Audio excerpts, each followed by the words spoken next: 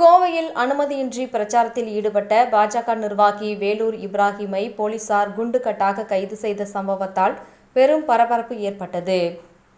கோவை மக்களவை தொகுதியில் பாஜக வேட்பாளராக மாநில தலைவர் அண்ணாமலை களமிறங்கியுள்ளார். அவருக்கு ஆதரவாக பல்வேறு முக்கிய பிரமுகர்களும் பிரச்சாரத்தில் ஈடுபட்டு வருகின்றனர்.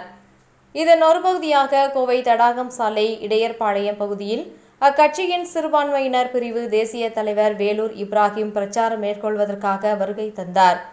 அவருடன் 30க்கும் மேற்பட்ட பாஜகவினரும் அப்பகுதியில் திரண்டனர். அப்பொழுது அங்கு வந்த போலீசார் தேர்தல் பறக்கும் படையினரும் உரிய அனுமதியின்றி பிரச்சாரம் மேற்கொள்ளக்கூடாது என அறிவுறுத்தினர். இதனால் போலீசாருடன் வேலூர் இப்ராஹிம் மற்றும் பாஜகவினர் கடும் வாக்குவாதத்தில் ஈடுபட்டனர்.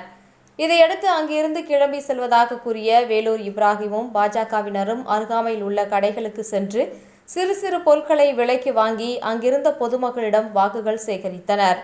பூக்கடையில் ரோஜா பூ, டீ கடையில் பிஸ்கெட், பழக்கடையில் திராட்சை ஆகியவற்றை வாங்கி அவர்கள் பிரச்சாரம் மேற்கொண்டனர். இதனிடையே அனுமதியின்றி பிரச்சாரம் மேற்கொண்டதாக வேலூர் இப்ராஹிம் உள்பட 6 பேரை போலீசார் கைது செய்து கவுண்டபாளையம் காவல் நிலையத்திற்கு அழைத்து சென்றனர். அவரை கைது செய்த போது பாஜகவினர் சிலர் போலீஸ் வாகனத்தின் முன்பு அமர்ந்து தர்ணா போராட்டத்தில் ஈடுபட முயன்றதால் அங்கு பெரும் பரபரப்பு ஏற்பட்டது.